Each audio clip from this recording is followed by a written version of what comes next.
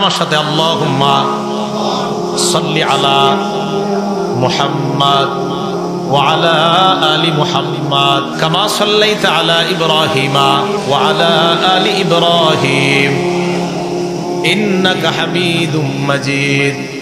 এটা পারেন না সবাই? এটা কখন পড়ি আমরা? নামাজে। আমাদের নবী আবু বকর সিদ্দিককে এই দুরূদটা শিখাইছেন। দুই জগতের শ্রেষ্ঠ মানুষ, দুনিয়ার শ্রেষ্ঠ উম্মতকে যেই দুরূদটা শিখাইছে, এই দুরূদ শরীফের ফজিলত আছে না নাই?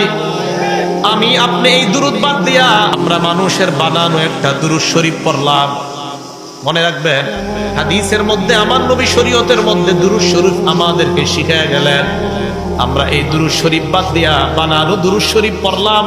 বলেন তো, আল্লাহ নবীর দুরূদ বাদ দিয়া বানানো দুরূদ শরীফ পড়ার নাম?